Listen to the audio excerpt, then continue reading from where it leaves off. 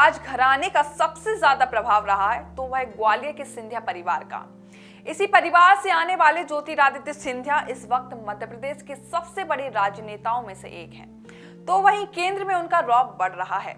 आज ग्वालियर के महाराज 53 साल के हो गए हैं। इस रिपोर्ट में बात होगी सिंधिया से जुड़े कुछ रोचक तथ्यों के बारे में। नमस्कार, मैं रिद्धि, आप देख रहे हैं न्यूज खबर। सिंधिया ग्वालियर घराने से आते हैं तो लाजमी है उनकी जिंदगी सारी सुख सुविधाओं से लैस है, इसलिए महाराज का नाम सबसे अमीर नेताओं में शुमार है। उनके पास करीब 25,000 करोड़ रुपए की संपत्ति आकी जाती है जो उन्हें विरासत में मिली है। सिंधिया को अपने स्वर्गीय पिता माधवराव सिंधिया से राजनीति भी विरासत में मिली है।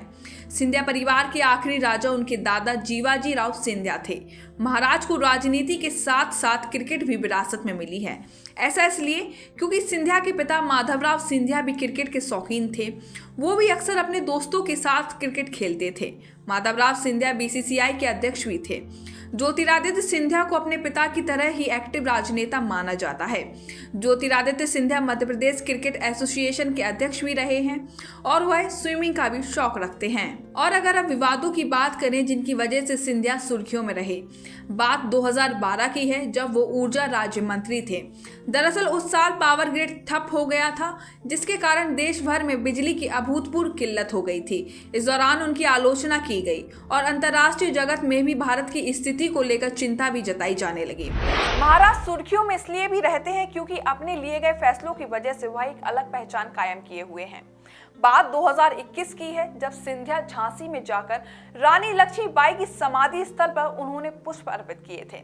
अब आप सोच रहे होंगे कि इसमें क्या खास है। दरअसल सिंधिया घराने से जुड़े जानकारों का मानना है कि देश के सियासी इतिहास में यह एक बड़ा बदलाव था, क्योंकि इससे पहले सिंधिया घराने का कोई भी राजा या रानी लक्ष्मीबाई की समाधि स्थल पर नहीं गया था। पिता की मृत्यु के बाद ज्योतिरादित्य सिंधिया विदेश से लौट वापस भारत आ गए और अपने पैर भारत की राजनीति में जमाने की सोचने लगे।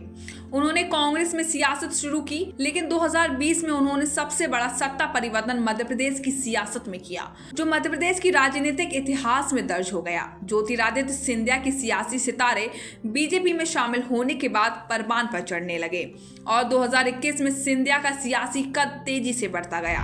सिंधिया परिवार भारतीय राजनीति के उन चुनिंदा परिवारों में से एक है जिसके पास राजशाही विरासत तो है ही, लोकतंत्र में भी स्वरूप कायम है, जिसे ज्योतिरादित्य सिंधिया बेहतर तरीके से संभाले हुए हैं। फिलहाल इस खबर में बस इतना ही।